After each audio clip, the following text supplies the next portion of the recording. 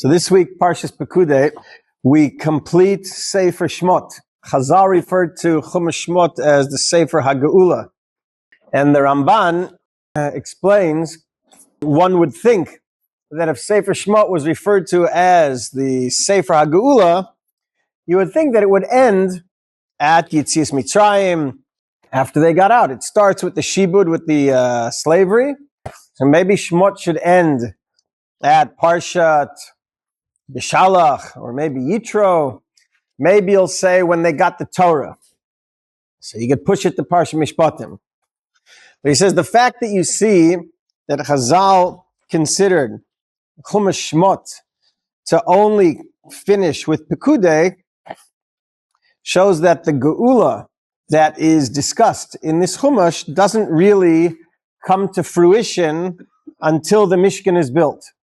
And the reason is Pashat, because we know that HaKadosh Baruch Hu didn't take, we're coming up to Pesach, right? Hashem didn't take us out of Egypt so that we could be free in the sense that we could do whatever we want and we have no accountability or no responsibility. Rather, HaKadosh Baruch Hu took us out from being slaves to Paro, to a Basar V'Dam, to a wicked person, and now we are servants, we're slaves to HaKadosh Baruch Hu. And that's the ultimate geula. The ultimate geula is being able to serve Hashem without any distractions, without any interruptions. Right now in Daf Yomi, we're learning about Mashiach. Of course, what's Mashiach going to bring? Chazal tell us, Li Shmuel says, that no Shibud Malchus, that we're going to be able to have tranquility, peace of mind. We won't be oppressed. We won't be bothered by the Goyim. And we'll have the other nations will help us, Chazal say, with our livelihood, etc. And what's going to happen in Mashiach's time? We're going to be freed of all of the burdens that we have that prevent us from learning Torah and being Oved Hashem with a full heart. And when times of Mashiach, we'll be able to do that uninterrupted. And that really is the ultimate geula. That not only when we are not living under the brutality and the oppression of another nation, not only being free to learn Torah and to do mitzvahs, but ultimately you see from Vayachal Pekudei that the ultimate geula is having Hashem in our presence, which is why today, even though there's a lot of Torah being learned, and Baruch Hashem, we live in a time of prosperity where, compared to other times in history, we have the opportunity to learn Torah without too many distractions. But until the Beis HaMikdash is rebuilt and the Shekhinah is not living among us, so then we're not redeemed. We're not considered to be redeemed. And that's why the Chumash Shmot, which is the Sefer HaGeula, ends with the culmination of Pekudei. And what is the climax of Pekudei? It says after Moshe built everything and he assembled everything the exact way that HaKadosh Baruch Hu wanted. It says, Vayichal Moshe et Malacha. Moshe finished putting everything up. Immediately, Vayichas Ha'anan et Oel Moed. The cloud of Hashem came down. Ukvod Hashem Male et Mishkan. And the glory of Hashem filled the Mishkan.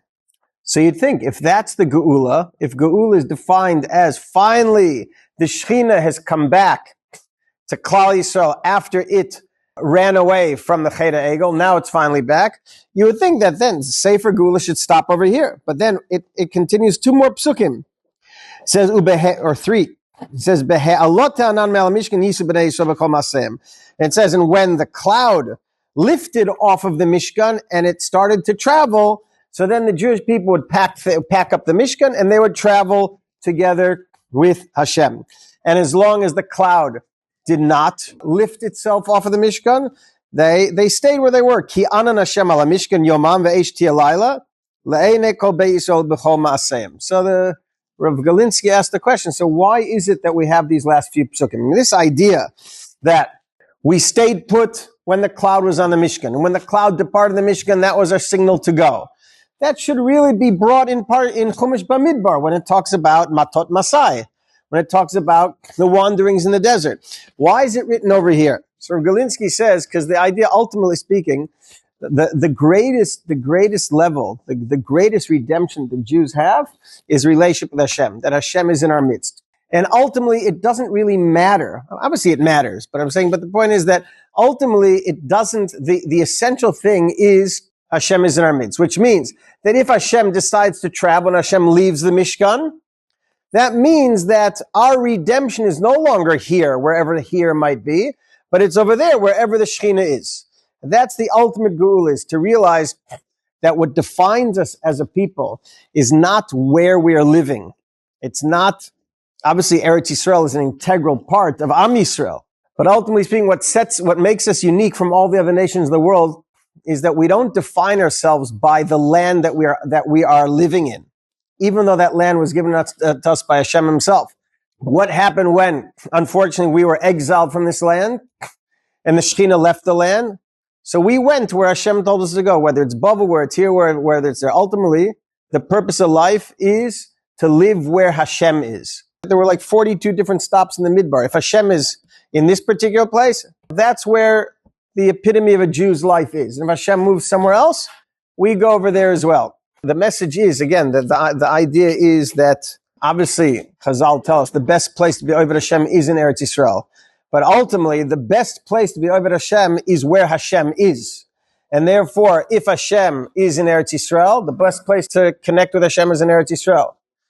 And that's why we daven that the Shekhinah should come back to Eretz Yisrael in its fullest sense, so that not only will we be living in the land that HaKadosh Baruch Hu gave us, but we'll be living in the midst of the Shekhinah, which is, of course, the ultimate experience and fulfillment for a Jew.